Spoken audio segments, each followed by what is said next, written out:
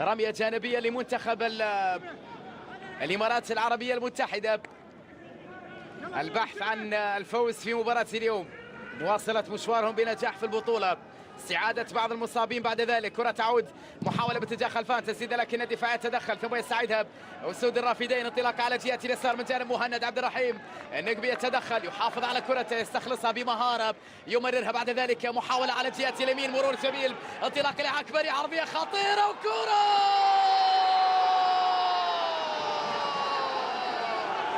جول.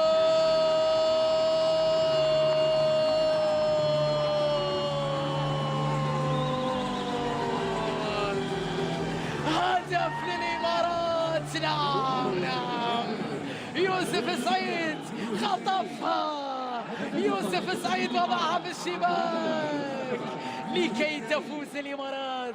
يوم للأبيض على ما يبدو. شوفها مرة أخرى، الله على عكبري، عكبري بعد ذلك لمسة رائعة رائعة رائعة من جانب المهاجم يوسف سعيد.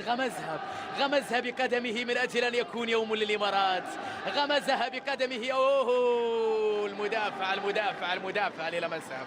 المدافع يحسب لك يوسف أنك تحركت بشكل رائع، يحسب لك على أنك كنت في المكان الخطأ ولمست الكرة الخطأ في الوقت الخطأ، وفي يوم ينتظرون منه العراق كلهم أن يكون يوما لأسود الرافدين. هدف أول للإمارات، المنتخب الإماراتي.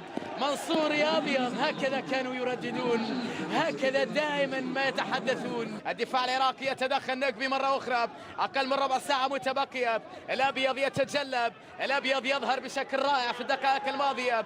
الأبيض الإماراتي يبدو قريبا من نصف النهائي. الكرة طويلة إلى الأمام، محاولة خاطئة وكرة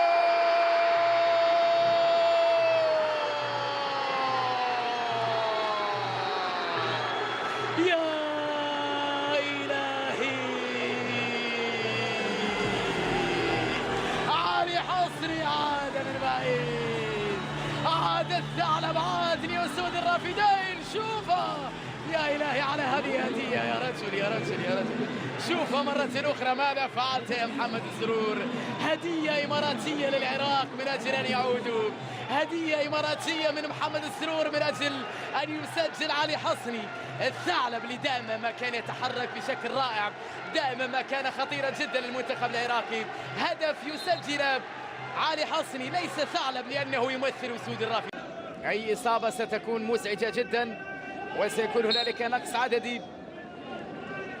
علي فائز يلعب كرة طويلة للأمام، يبعدها الدفاع بعد ذلك. لا زالت عراقية، عودة من جانب يوسف سعيد خطيرة للعراق وكرة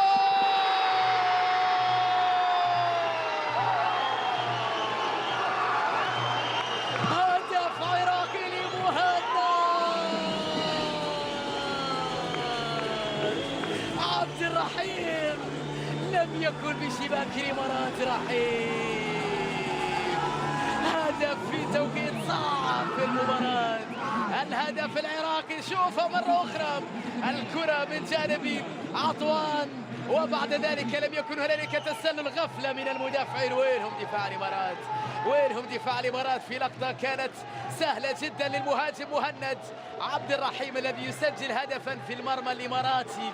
الأبيض تقدم بهدف، ولكن أسود الرافدين عادوا وتعادلوا، وبعد ذلك يتقدمون بهدف ثاني، يقتربون أكثر من نصف النهائي. قبل إطلاق الصافرة وقبل نهاية أحداث هذه المباراة، الكرة للأمام لكنها بدون تركيز، بعيدة عن المنتخب العراقي.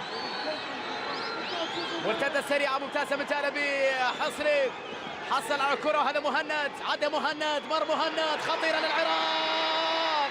حصري مر، خلصوها